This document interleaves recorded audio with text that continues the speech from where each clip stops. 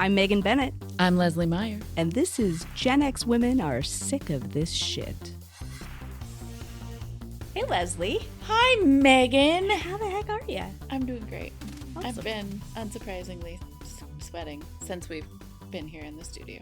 Well, there's lights. And It's July now. it It's is July hot. now. We are recording currently in July. Mhm. It's just as hot as it was when we were recording in June, if not hotter. Yep. And the hot flashes are still happening. Still flashing. Did not stop in That's between all the same. last time and this time. All right. Old news. Old news. What's new news? What are we going to talk about today?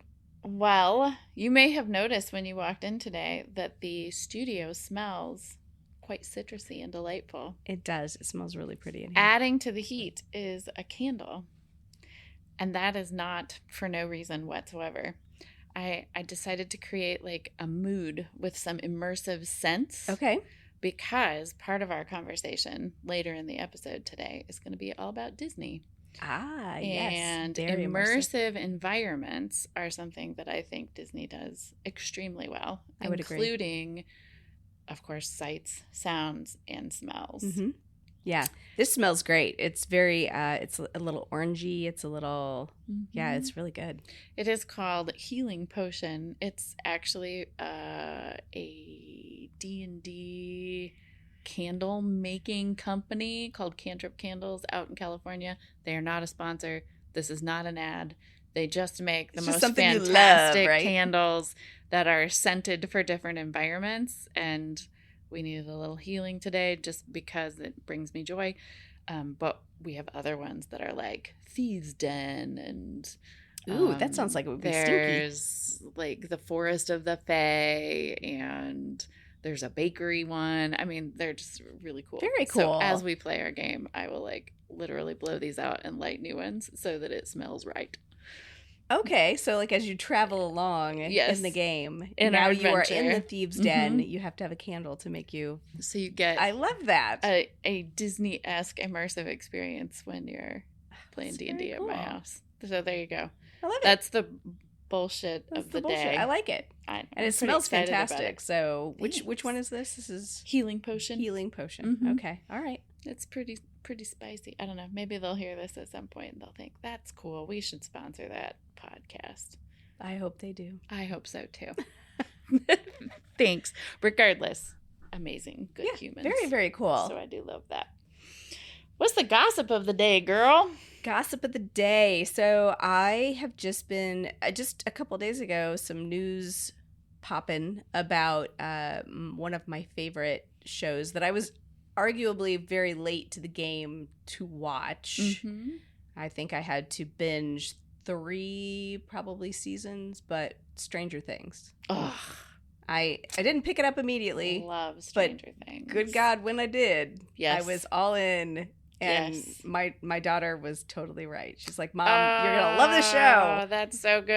And I'm like, holy shit, I love this show. Yeah, it was awesome. It has everything great about the 80s, period. Yep. I mean, just the malls, the clothes, Dungeons and Dragons. Hello. Oh my God. And it's so well written that it feels, I mean, it really is just a big smack in the face about being back in the 80s. Yes. It's not, it doesn't like gloss over anything. It doesn't, it's not just like totally tubular, stuff. Right. It's like, it is absolutely how people talked and walked and dressed and all the things. It's so good. Roller rinks, cars, clothes, I'm Music, trying to all the think. Yep, things. the music, bike gangs,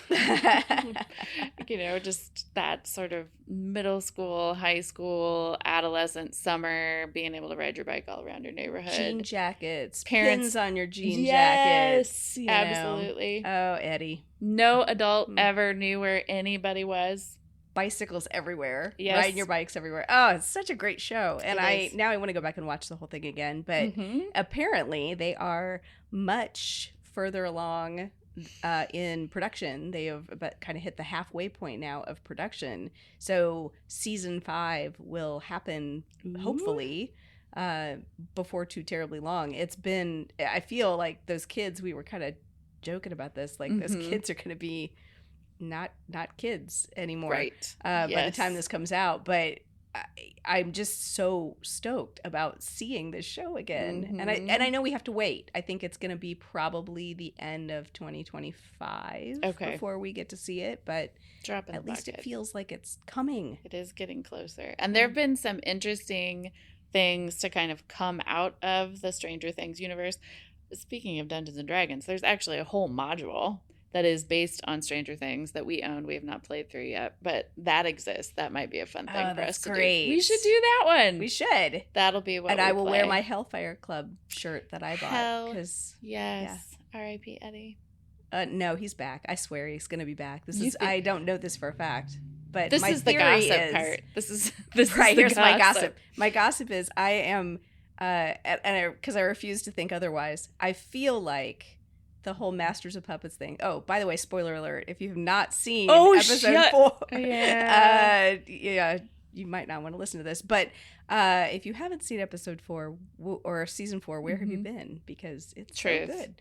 But yeah, so when we lose Eddie in episode 4, he's playing Master of Puppets, and so my theory is that he's actually like he'll come back. Like he will come back maybe as the big bads, like, I don't know. I think that's a great idea. We should just send that to them. BT Dubs, please bring back Eddie. I think they get letters like that all the time. I know. I have this great idea. You guys, you really, let me tell you how to run your business. You've probably not heard this from anybody else. I don't think so. Nope, not at all. Please bring back Eddie. There you go. I was doing the Googs while we were talking about this. Mm-hmm. And I actually found that there is a Stranger Things play that is a prequel to the show. It is in the West End in London right now. And really, it is set in 1959. Oh, so this would be like it's before. The Creel family arrived in the seemingly normal Midwestern town of Hawkins, Indiana, for a fresh start. The year was 1959. 24 years later, a boy vanishes into thin air. His close-knit group of friends and family search for answers, blah, blah, blah, blah, blah. We all know this. But it is like the flashback of all of that information. That's awesome. So it is canon. Okay. To the Stranger Things universe, a prequel to the TV show Stranger Things: The First Shadow at the Phoenix Theatre in London. StrangerThingsOnStage.com if you want more information. But, you've got the internet. You can just give it a Googs. And I will say, if anybody is listening to this and you have seen this show, I want to know how it is. Oh, yeah. That'd be really great. Because I kind of want to go to London to get a Stranger Things fix. And you found something really cool that had happened in London too. Yeah, they did to Stranger Things. Yeah, they did in London. They did a full Stranger Things immersion experience, and I think it closed now, which is a bummer. But they did a bunch of really cool art installations across London to point people to this event. I wish I could have seen it. That would have been so cool. Yeah. You know what I want to know, Megan? I want to know what you want to know. I want to know what shit we are sick of this week. So, in thinking about this a little bit, because, a lot of stuff we're sick of a lot of things just in general. And this is tick, tick, tick, tick, going down the list. A laundry list. One of the things that keeps coming up in the Facebook group, Gen X Women Are Sick of Your Shit, is this kind of general feeling of loneliness and the general feeling that finding and making new friends after 45, after 50, whatever, after your kids have flown the coop, all the things, is just really hard. And I think people are kind of just generally sick of being alone or loneliness or not having anybody to really bullshit with, right? Agreed. It's interesting that we were actually, because we were talking about Stranger Things, there were lots of things popping in my brain. just the organic way in which you make friends as a young person, whether you're in school or just in your neighborhood or through shared activities. Yeah. And that as we age, we move through some of those things, but we lose a lot of those opportunities to make friends sort of organically. And because of work, I think we get more insulated and isolated. And now with many people even working from home. Oh, that made it for much certain worse. industries and certain careers. Not everyone has that opportunity, but for those who do, like we see even less of people. Right.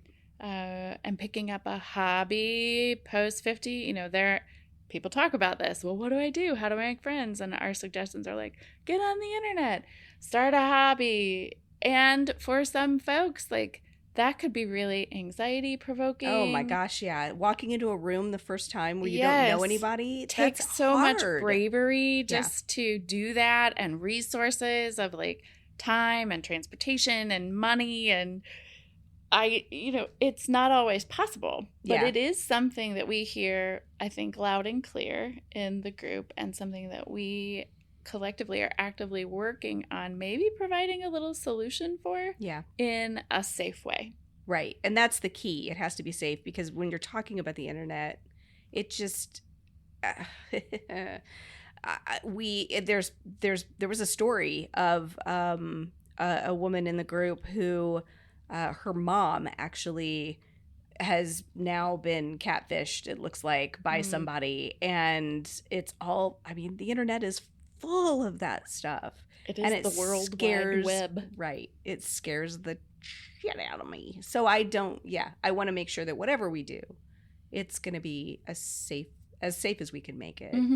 Because the layers of complexity and the layers of deception, like the way that you can hide your persona behind a digital one. Yeah, not cool. We have to be kind of savvy about that. And in some ways, the opportunities for deception grow faster than our ability to imagine them and then vet through them. Does that make any sense? Like it just moves faster than I would imagine to research. Oh, it's there's like, okay. Right. It wouldn't occur to me that people could hide themselves in that particular way, but now we have to deal with that.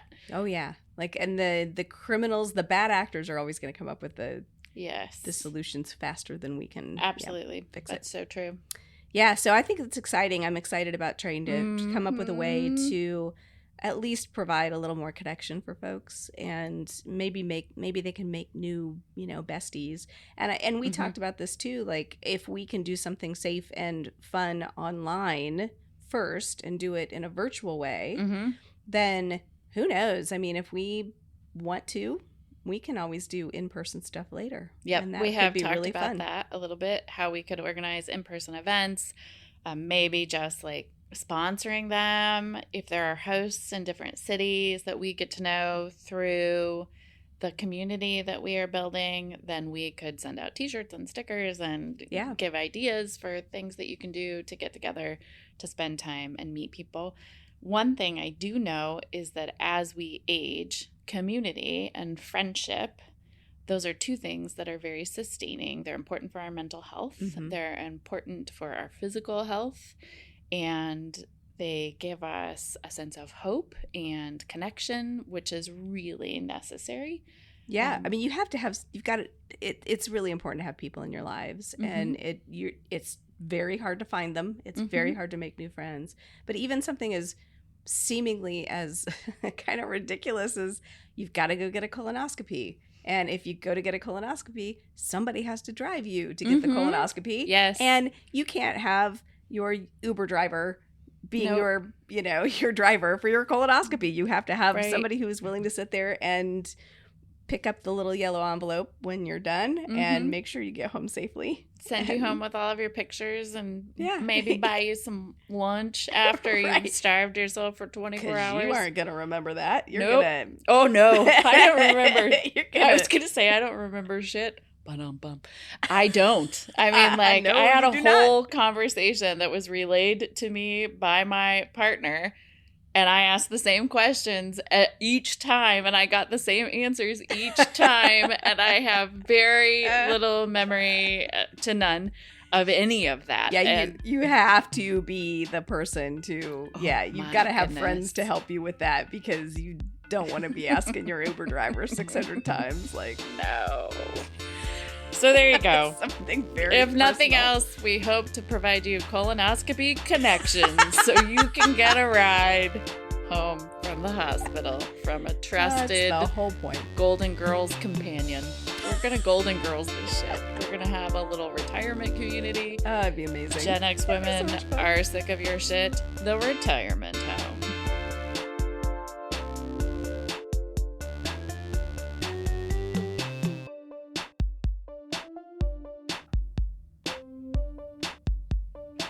The real world is hard, Lesley. It is hard. It's sometimes boring. It's really repetitive and mundane. I'm thinking about things like laundry and dishes and driving to and from work. Grocery shopping. Oh, filling your Lord. car up at the gas station. Yes. None of these things are magical. No. And then it's hard because hard things are happening. Yep. All across the planet. Slogging, getting up, slogging to work. Yep. Doing the things. And yawner. And even if you love your job, mm-hmm. it's still a slog. It still is like it is the same crap all the time. And, money comes and goes. I mean, life, it's just hard. People die. We lose relationships. We gain relationships. We go through menopause. We lose friends. We gain friends. And I think at the end of the day, sometimes people just want a little bit of fun. Yep. Maybe a little magic. A little magic. Like whether that's an RPG, right? An immersive role-playing game with candles that smell like the environment that you're traveling through. Exactly. Or an immersive environment like Disney created. That Walt Disney created. Yep. For all of us to enjoy way back in 1955. Yeah. Oh, Disneyland. Yeah. Yeah. I think that's absolutely true. And I think maybe it can be addictive, right? And you get the people who go all the time because and I'm probably guilty of that. Mm-hmm. And I think that's a big reason why it's an escapism. It's a way to just kind of get out of your own space and your own place for a little while and go be someplace else where, there's lots of magic, and you can either be a kid again mm-hmm. or a kid finally, mm-hmm. or mm-hmm. whatever. Yes, and absolutely. We talk about this in the group. Lots of people talk about missing out on parts of childhood, or maybe even realizing they didn't get to fully have a childhood mm-hmm. because they had to grow up really quick. They had to handle hard things for their family, or maybe their families weren't able to mm-hmm. care for them in the way that they needed to be cared for. And Disney can provide sort of a respite from that. Yeah. We can go back in time. It is also insistent on play. Right. Which is vital to living a full life. We have to play, whether we're playing board games, we just Video get games, out in nature, doing puzzles, go for walks, yep. play outside with adults, playing games, like you have to play. Like table tennis is what popped into my head. Table tennis. That's the vital game of Pickleball, table tennis. Anybody? There you go. No, play like Disney. Right, Disney is the absolute. It's a playground. It's a big giant playground. Yeah. One of my first memories of going to Disney was my grandparents on my dad's side lived in Florida, and so we would go down there a lot. Okay. And I am just a few months older than Disney World itself, which is wild to think. But mm-hmm. I remember very vividly, I think my first trip I was probably like 2, maybe 3, maybe. And my grandfather was with me, and Chip and Dale took his hat and then played keep away from mm-hmm. my grandfather with his hat, which was so freaking cute. And like just as a kid, you're like, oh, can you do that? Yes. Can you take a grown man's hat? Yes. Oh. Breaking the fourth wall. Right. And engaging. I guess we should speak to that a little bit too. Like, we're theater kids. Right. We both went to school for theater at some point in our lives and continued acting. And so there is that element of like getting to perform or participate in a performance while we are there. And the novelty of just that experience is so important. And the Disney World and Disneyland of our childhoods is vastly different than the Disney of today. Yeah, it is. We recognize that the Disney of today costs $47 million.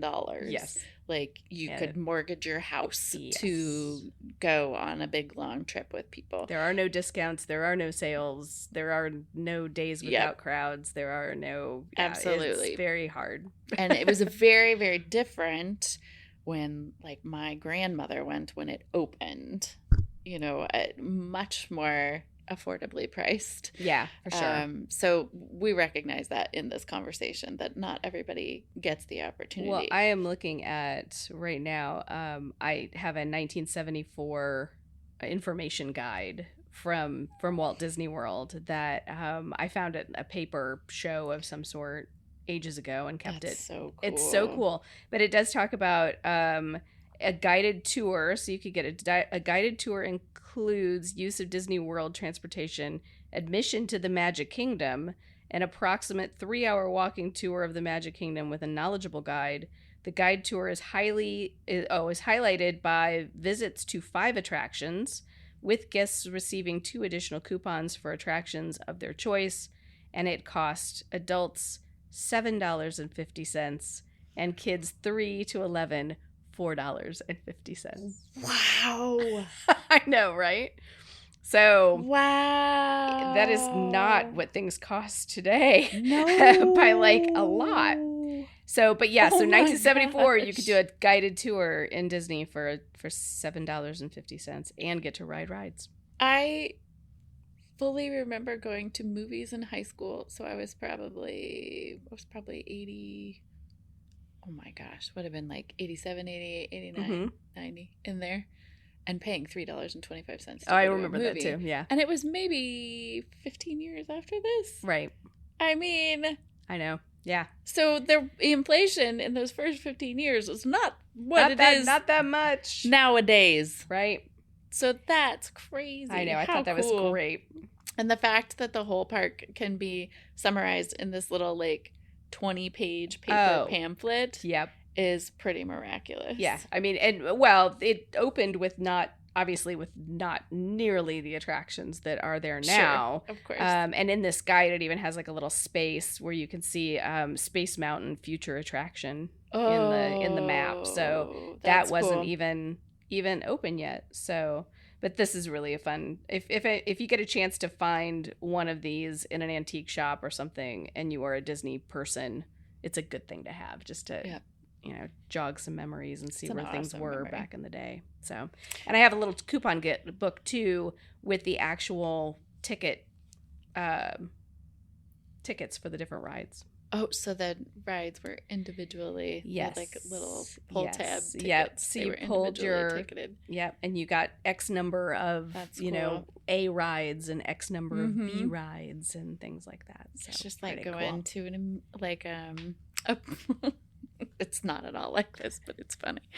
Like the parking lot, like amusement parks that pop up overnight. Oh, yes. God, yeah. Where you have to have, like, you go and buy tickets at the booth or like the state fair, and you go to just you get that, 5 A tickets or whatever. Yep. Yeah, except the bolts fall out of those, and you might die. It's okay. You might die. You might die in that parking lot ride. Yeah. I think my core memory of Disney, if I don't go too deep into everything, was we went the year Epcot opened in 1980. No, it opened in 1983. Lying. 82, and we went in 83. I can't remember, somewhere in there. I'll find the truth in a second. And we called it the Epcot, but going into the giant ball and that like ride through history. Communication ride. Yes. That was the coolest thing because I loved science and history and emerging technology, and that just like made my brain explode. So as a young person, that's like a core memory going there, even more so than going to Magic Kingdom. Oh, okay. Yeah. That's what I remember. Well, that was your first, probably the first park you walked into, right? I think so. Yeah, absolutely. So everybody wanted to go to the brand new shiny one. Yes. The first, when so it sticks there. And then in 2008, that ride got a complete makeover, and that's when it got denched. It got denched. So, You've been denched. So Dame Judy Dench. Dame Judy Dench now does the communication ride. It's so cool, and you can select your language. Yeah. Oh, when you ride, because you get the little screen on your back of your car, and you can. Yeah, it's like you are playing along with it and creating your own future. Oh, so fun. Yeah. Have you done the drinking around the world thing in Epcot? So a little bit of that. Okay. Yes. I didn't do the thing on purpose. Like I didn't know there was a drinking around the world. My God, I'm punching my microphone. Very enthusiastic about this. But we did go and started in England with a cider. Yeah. And then went that away. Okay. So around the loop and ended in Mexico, which may have been to our doom. Mistake. But so we went through, we did stop, we got something to drink in Germany, Italy, France. Maybe that was all that we did. Germany, a little Italy, sake in France. Japan. I don't think we stopped there that time because we did like a flight in France and a flight in Italy. Oh, okay. Because we were tasting lots of things and then ended in Mexico with some of the very best tequila I've ever had. Yeah. Oh, that place in the pyramid downstairs. Yep. It's good. They've got great stuff. So delicious. So now that we know that there is you get your passport. We could do a roper romp. Oh, ooh, tempting. There you go. Around Epcot. I always have to do that in the future. I always have to get a cider in England. I've got to get. We're in the Rose it's the UK Crown. Rose and Crown. Yeah, okay. I've got to get a UK cider and black. And it's so funny. I just walk up to the pub every time, and I'm like, cider and black.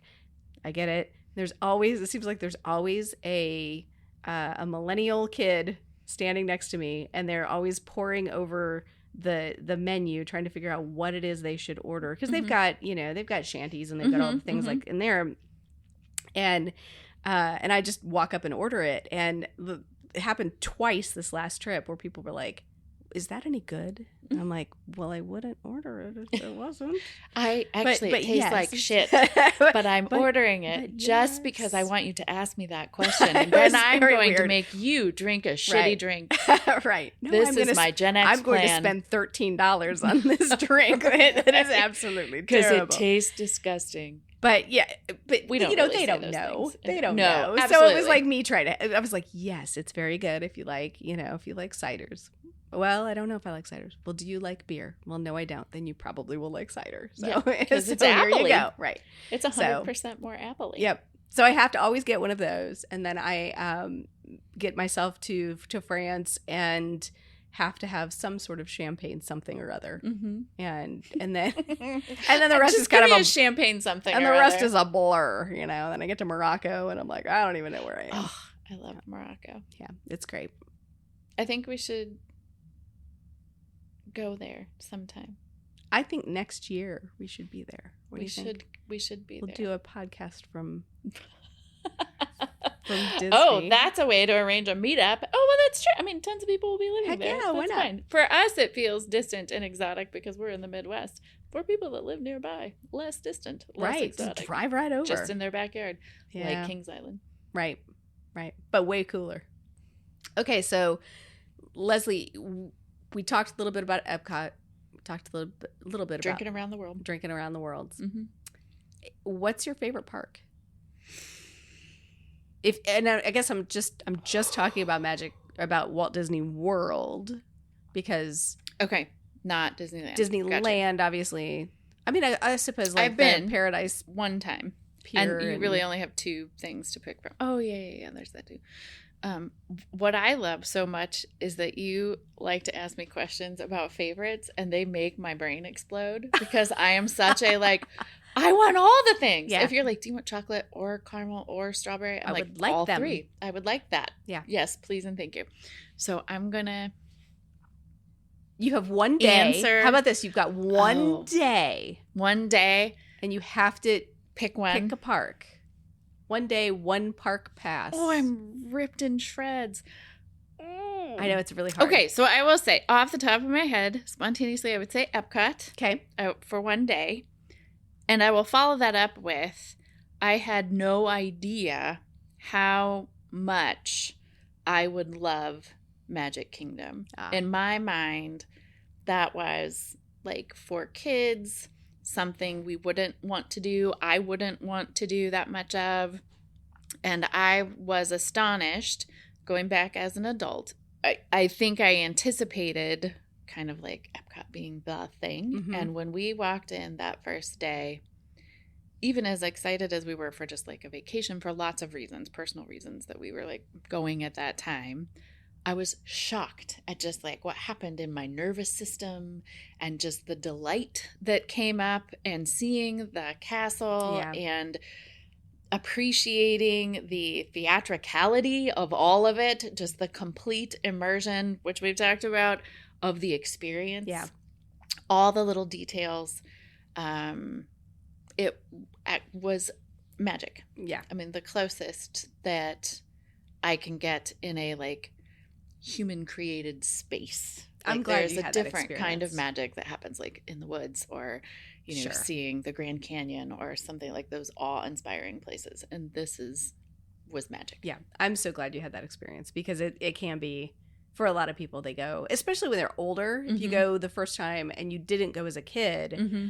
it can be not magical. You know, it's hot. There's lots. It's very people-y. Lots of people, very people-y. Super people-y. And I don't like a lot of people-y, but I know what's going to happen. Yeah, right. I expect that there will be other beings there, mm-hmm. and I plan accordingly. Yeah. Well, and there's ways to get around it too. You can absolutely. You can stay a little late. You can be there first thing in the morning. Yes. You can avoid it a little bit, but there's definitely a lot of people. Don't go in the middle of the summer. Right. Don't do that. And don't go at Christmas time. And don't go nope. New Year's. And don't go at President's Day. And don't don't go on any holidays. Yeah. For the most part. But yeah, I think a lot of people, the people who I've kind of come across who have had a negative feeling about Disney and the parks mm-hmm. in particular is a lot of the folks who have never been until they were adults, mm-hmm. and they get there and then, your head is kind of in that space of, oh my God, this is so expensive.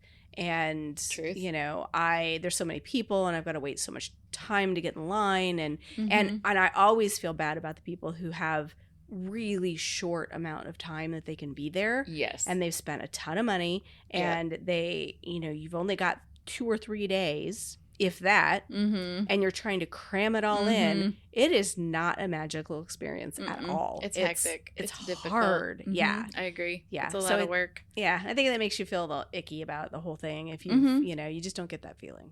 So, same question back to you. Yeah. Excuse me. Pardon me. I have a cough. Your favorite park?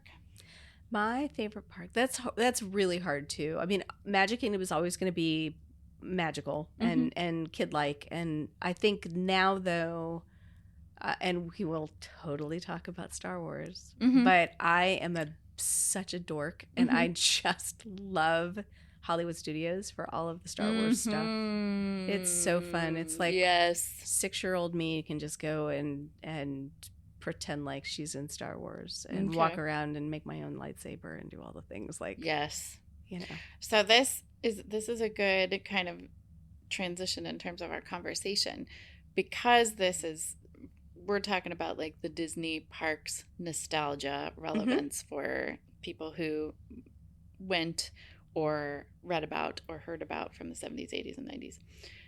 Favorite rides that are sort of from our childhood era, like Oh, the 70s and 80s. okay. Favorite rides. Favorite rides. Big fan of Mr. Toad's Wild Ride. Okay. And it is no longer at Magic Kingdom. It's super sad that it doesn't exist there. It is in Disneyland. They still have Mr. Toad's at Disneyland. So if I want to ride that, I have to get to California and do that. Just get your ass to California. Take myself to California. No problem. Just hop on a plane. Hop on a plane. Go any get myself day of some the Mr. week. Toad.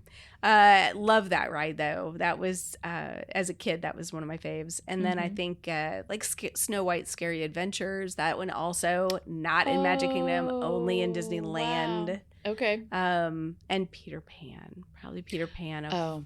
Yeah, Peter Pan. That's Peter Pan. Awesome, right? Yeah. No Small World then, huh? No. I know we already talked about that. I think if I'm gonna pick, it's gonna probably be either the Mr. Toad, Peter Pan, Haunted Mansion. Those are kind of the biggies for me. So, but not Small World as much. I love it, and I have to do it every time I'm there. It's a great air-conditioned ride. You can sit in a big boat. Yeah, I get a few minutes of calm, quiet, zen out in the air conditioning, and there's nothing wrong with that. But yeah, I think I've got other ones besides that. How about you? Ride that's not there anymore, 20,000 Leagues Under the Sea. Fun. Absolutely obsessed. Also because I wanted to be a marine biologist and I loved the water and being underwater. This is an interesting thing. So I'm just going to side into the group a little bit.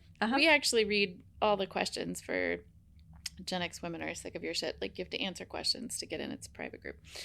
And I am astonished by the number of women of our generation who were going to be marine biologists. Yeah.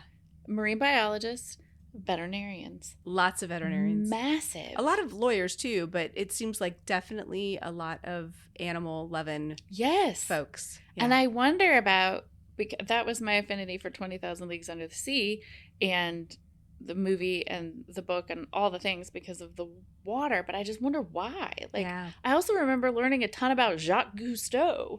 Yeah, for sure. I don't know if there was like a bunch of Nova episodes where this was happening. Like they were talking about Jacques Cousteau and going underwater and saving fish or penguins or I don't know why or whatever. There's the dolphin thing. Yeah. Beautiful, majestic, getting to see dolphins. That was really cool. But so many people wanted to be marine biologists. Yeah, I don't know. That's wild. I've noticed that too. And a lot of vets, for sure. And then I wonder, is Disney a reason for that? We all grew up with all this Disney stuff, and there's lots of animals and lots of, all the things, absolutely. Right? So try not to go into film too much, but because we're going to talk about that later. We'll talk about Disney films and movies influence and on us and culture and all of that. But the other sort of experience at Disney that I love that does still exist, thank goodness, is the Swiss Family Robinson Treehouse. It's so awesome. It's one of those. Loved that movie as a child. People don't ever go up there either. You barely ever see anybody up there, and I have to go too. Absolutely every time. And caveat, absolutely know that there are problems with that story. There racism. There's all kinds of things. It's also completely not accessible as a ride. Absolutely. If we talk about accessibility, that one you cannot get to. Yep. Yeah. And the things that I loved about the Swiss Family Robinson Treehouse, though, were largely related to the mechanics of all of the stuff. Yeah. Right? So cool. How they got water places, the platform bedrooms, the skylight, how they reused parts of the ship to create their living spaces. Right. The steering wheel's there. That was magical to me.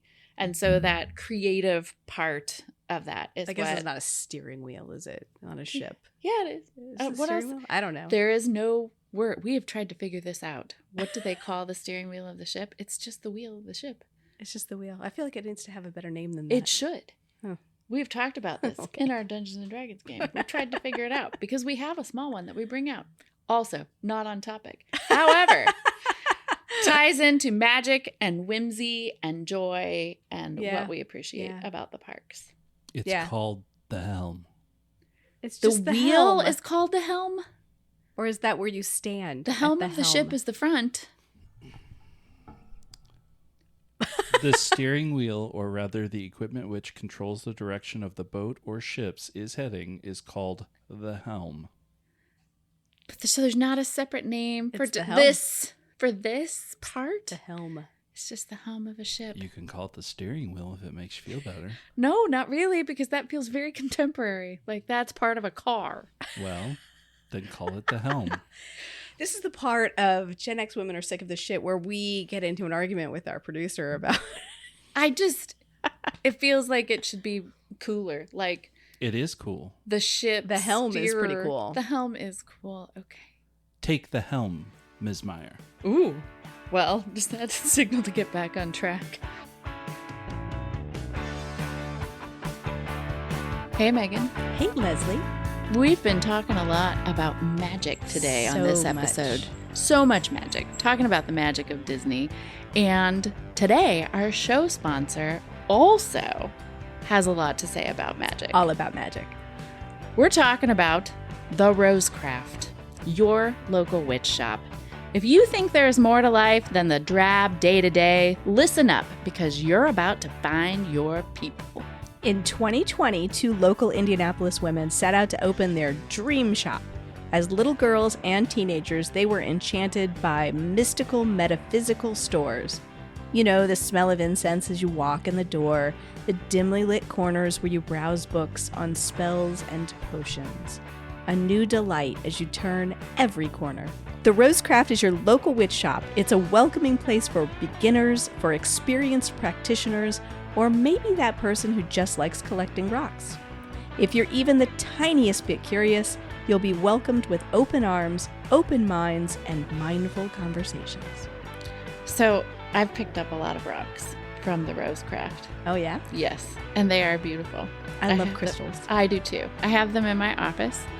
And I put them around the room and the different color. Like people just are attracted to either the different colors or the shapes or the textures.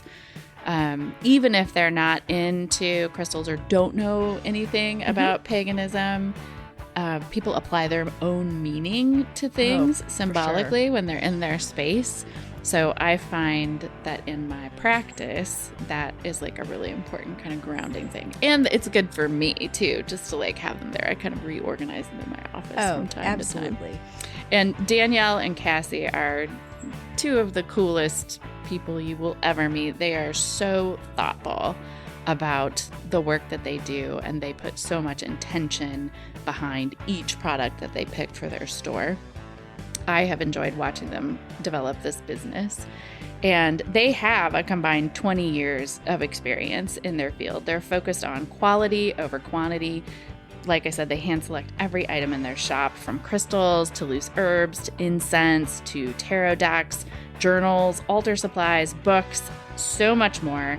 You will find it at the Rosecraft. They work with local makers to bring a variety of intentional products. Their latest collaboration is an exclusive line of incense celebrating the Wheel of the Year. I love it. You can shop the Rosecraft online, which is super cool. And they are offering right now free shipping on orders of $60 or more. If you're local to Indianapolis and you happen to hear this, you can find the Rosecraft and Cassie and Danielle at local vendor markets all around the city. They also have a permanent display at Market Vintage in Irvington, which I think is really cool. Absolutely. So you can find the Rosecraft at therosecraft.com. That's TheRosecraft.com. We should tell people too, like one of the that would be fun. That you and I and producer Tim and your family and my family happened to cross each other at Disney. Oh, that's true. Like 2016, right? Okay, yeah. So this is 2024. Yeah. So that's 8 years ago. Yeah. Are we mathing correctly? 8 years ago, you and I were crossing paths there at the same time for a day. Yep. I think. In Epcot. I think we hung out in Epcot, right? We did. We got to go to dinner. We had sushi. Right. Here you go. Right. And rode a bunch of rides. Went back and saw the fireworks. Yep. At your place. Super fun. And then did this like last minute last 30 minutes of the park being open, late night dash through the 3 big roller coasters. And my kids thought you were the coolest adult ever. They were like, Mom, Megan just went. Like, she just did it. And then, like, we were hauling ass to get all of and you knew exactly where everything was. And to them, that was magical. So well, I took my niece and my nephew to their first trip to Disney earlier this year, like right in January. And this is a case where, you know, if you've not been there when you were a kid, when you're little, sure, then maybe you don't get it as much. And I told him the whole time, I'm like, look, guys, we got 5 days. We got a lot to get done. So it was getting up early in the morning and it was go. And there was a little bit of eye rolling. And then by like day 2 or so, they sort of like understood that maybe Aunt Megan knew what the hell she was talking about. We got everything done. That's freaking so awesome. Ridiculous. So for you and I personally, when we were talking about this, we were, and considering it as like a topic of conversation, like why would we talk about this today? For both of us, there were really personal stories and personal memories. And so even though Disney for many is a joy-filled topic, it's also kind of bittersweet. And it some can of be. our conversation might be a little bittersweet today.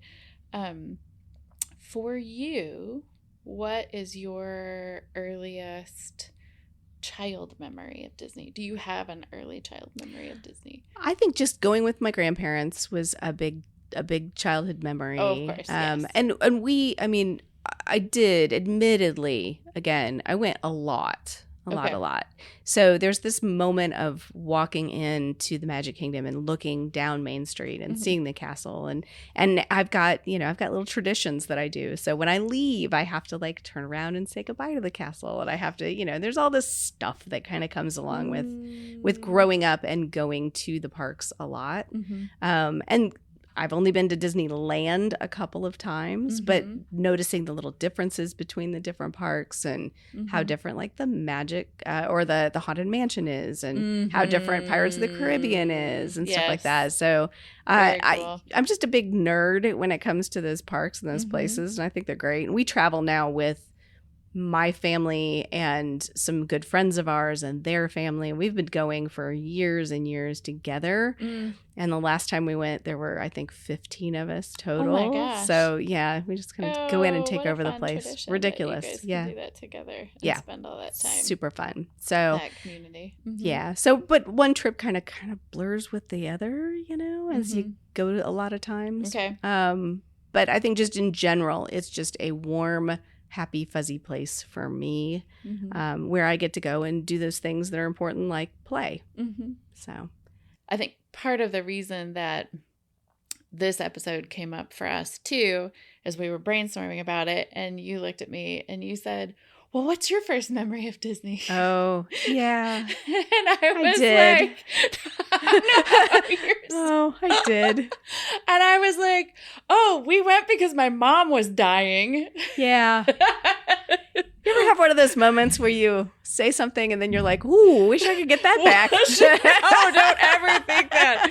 Not ever. I mean, another part of the group, I think this came up like in a thread where I was chatting with somebody and they threw out, unprompted, not knowing my own story, if you ever want to talk to somebody about like being in the Dead Moms Club, let me know. And I was like, I'm in the Dead Moms Club. Let's talk about it. So I hope that we're able to like make that connection in the future and have this conversation. But I mean, I guess we can make this transition now. Sure, we can.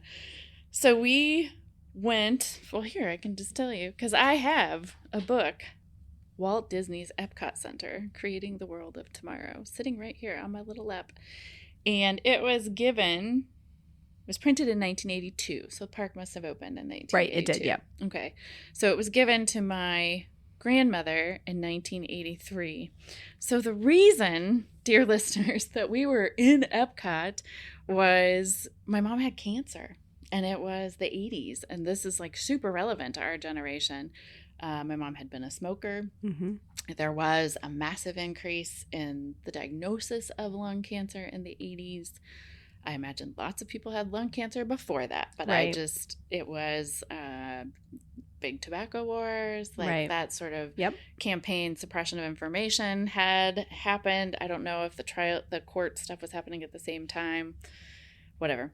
So she had lung cancer, and like you do when you're dealing with the possibility of death Right. and dying, Mhm. which we as mid-century human beings are dealing with. It'll ourselves. happen. It's going to happen to everyone. And thinking about our Right. parents, right? This is an inevitable thing. What did we do? We took a 3-week family vacation. I think that's exactly what you do. We packed it all up, but nobody really. So this is the part that feels super Gen X to me. I think now we would kind of acknowledge the thing that was happening. Like we would talk about like, oh, mom's sick. treatment, Yep. all this stuff, but we want to make memories, and this is important, and it's not because we think mom's gonna die. P.S. She died. I mean, premise, Dead Moms Club. But that we want to build memories together. Right. Then, no explanation. We're just Nope. taking a 3-week long vacation. We were just pulled we didn't go to school. in yoinked out of September. school Yep. and Whole family, my aunt, my grandmother, we're on this 3-week family vacation. We go for a week in Orlando. did you know? Did you know? I absolutely knew she was sick. Okay. And God, this feels Gen X too. Round the bend. That was disclosed to me on my way back home from Girl Scout camp. Oh. I had gone away. Oh. No, this is relevant. Here we go. Wow. I had gone away for a 2-week theater camp, grease paint, Girl Scout camp, and there you go. They picked me up at the end of my trip, and on the car ride home to get my big bag, because it was my first food that was not made at camp. Sure. They're like, and by the by, but BT dubs. So mom has cancer. She's going through treatment, and I was 10. Okay. Right. Cool. I don't don't know know what how to any of process that any of that or means. what that means. Absolutely. Right. Never talked about again. As far as my child memory. Wow. So then that was in August. That seems about right. I mean, really, it totally we're just going to say it once and it's just going to. One and done. Yep. And then in September, we went on a 3-week vacation.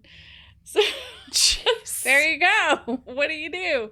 So we went to the park, and it was magical. So we had most of our time was spent in Epcot, and that was where the ball and going up into the ride. And I remember the land, that being insanely cool. Oh, that was my grandmother's favorite. Was it really? Yeah, and every time I walk in there, every single time, I'm I kind of give a little acknowledgement. I feel like if she's a spirit floating around, she's probably hanging out at the land. Would and totally so it's be kind of, there. So my mom would be haunting the monorails. Oh, okay. All right. She would hang out. Por favor. Because it had just Alejandro's. opened. So great. Because it was so magical, and she loved science. She loved technology. She kind of drove that in our household. She loved video games, all this stuff. We would stay at the park until the bitter end every single night. And we would be the last car in the parking lot because I don't know how long we were there, 3 or 4 days, whatever. It felt like a month. Mm-hmm. And we would be ushered on to the monorails. They were like, get the fuck out. And they would let us ride in the front car.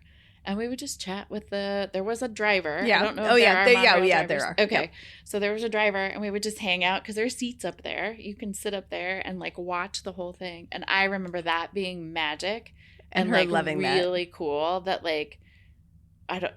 that must have been she did something cool or special to have that happen. Right. I think she was just persistent, and we were the last people, and they probably didn't have much And she probably choice. did that. She probably stalled, right? Just so that she could be the last person. It was crazy. And that makes me cry. We're not going to talk about that. Aww. But just that she probably knew. Yeah. Ugh, Lord have mercy. All right, y'all, we cry on this show.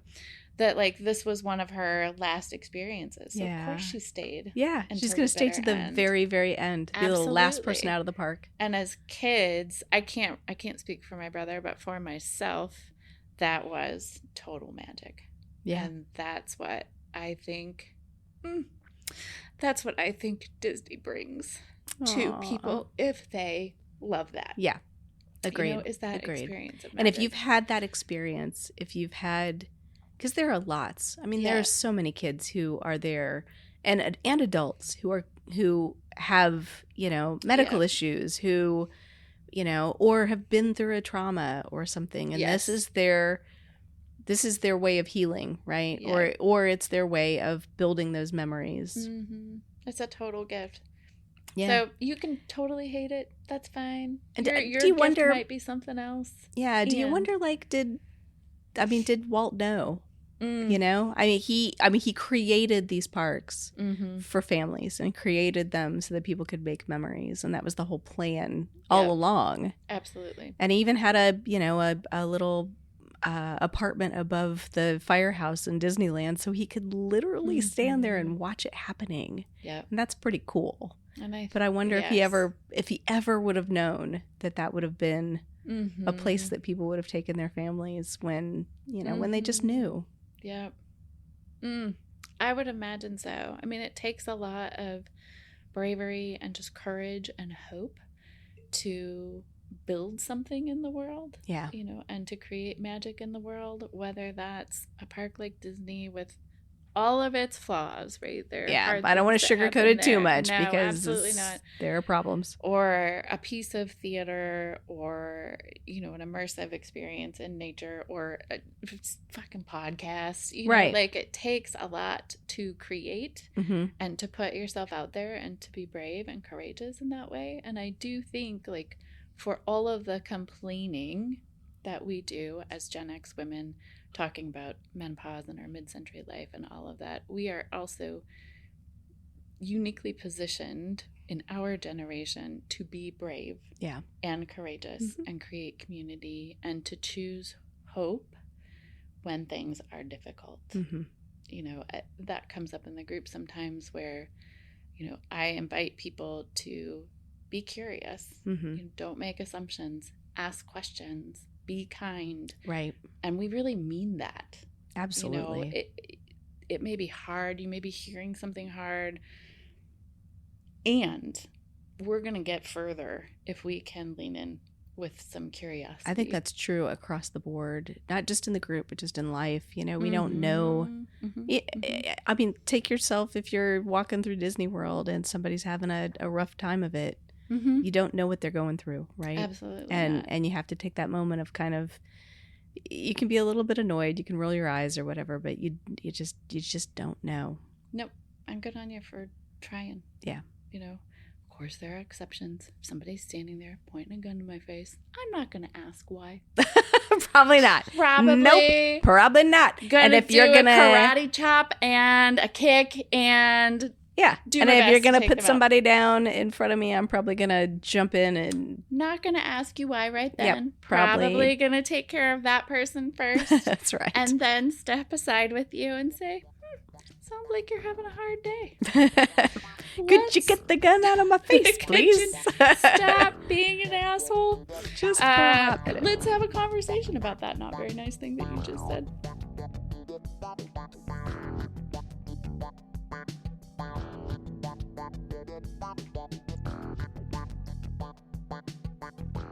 Now is the time for one of my favorite segments on our pod.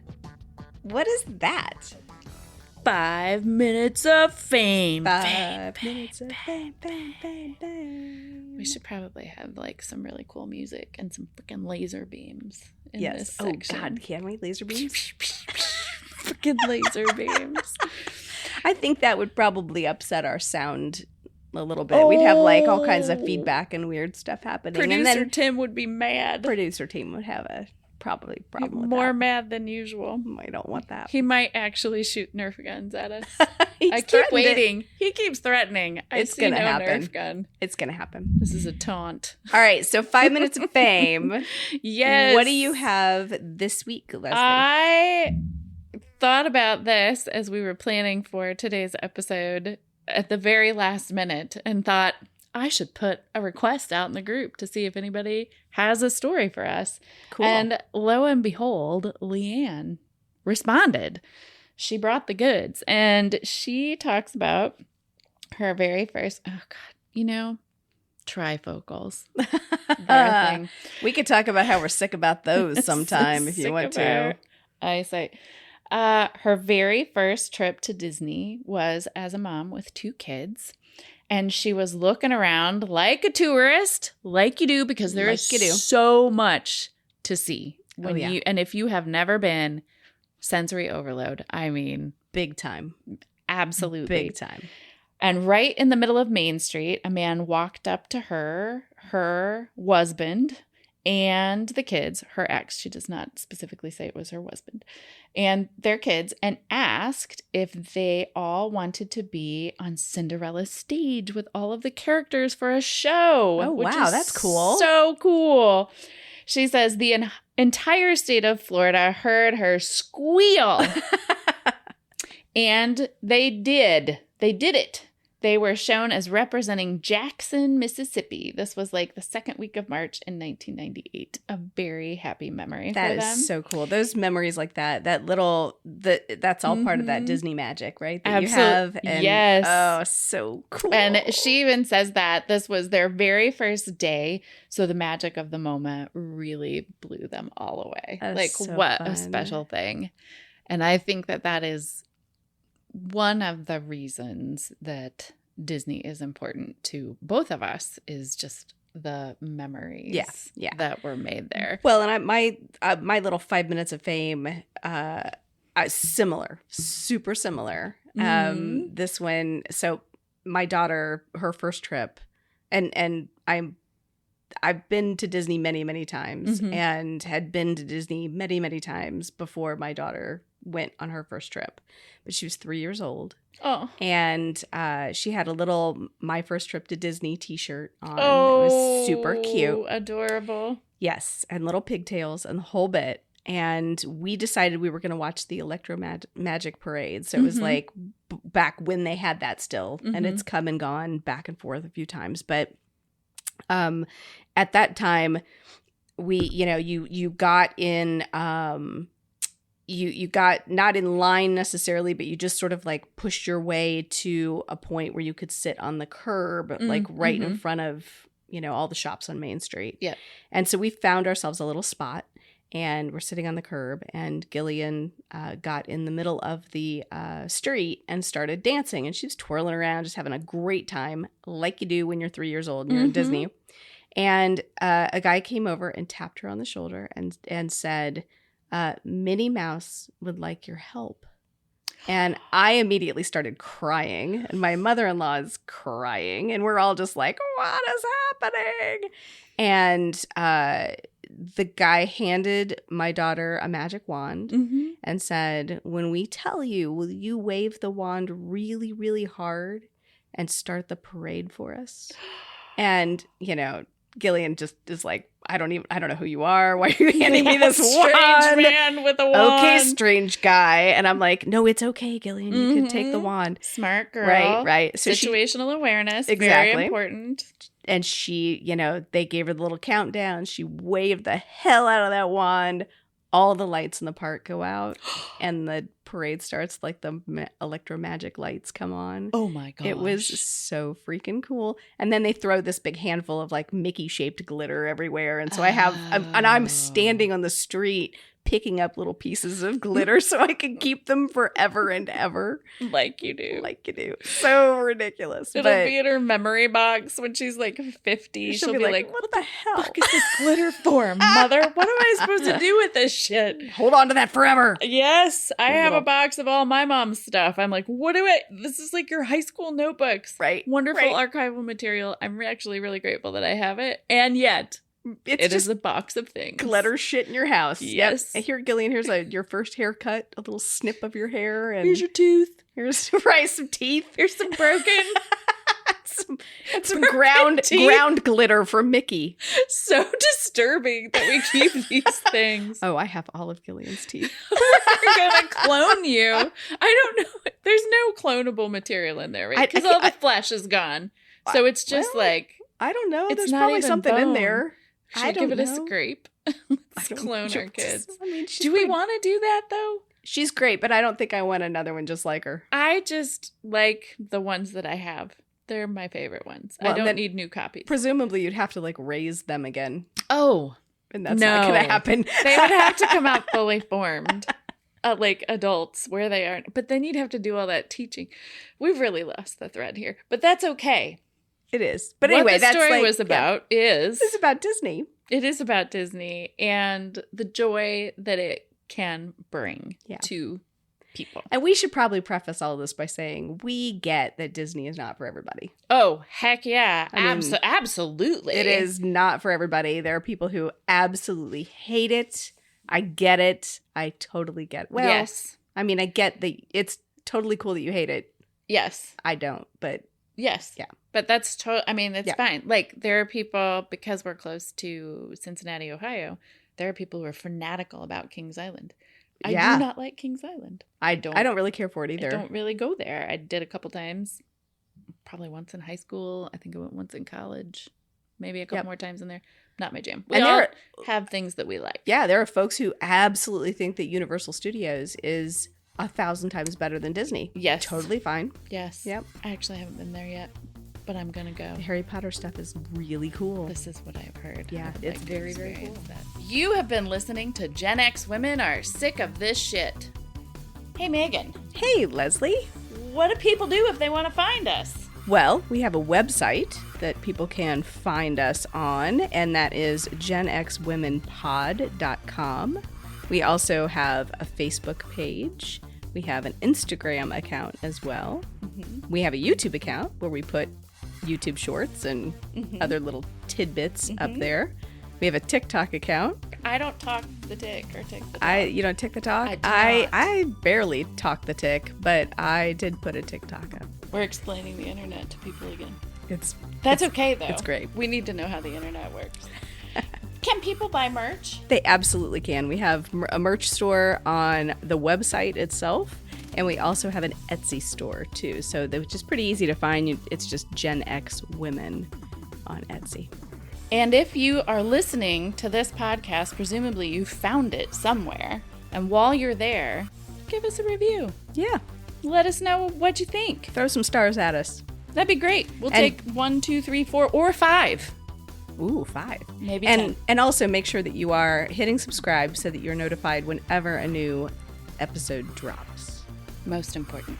We also have a 5 minutes of fame that I think we should tell people about, too. Hell yes. We want to know your stories, your 5 minutes of fame stories. You can send those stories in on the website, or you can call 1-888-GEN-X-POD and leave your story for us, and we will play it live in our next episode, or 2 or 3. We'll listen to it on a little red phone, just like Batman. That'd be cool. Let's get a bat phone. A bat phone. I think that's it. I think you're right.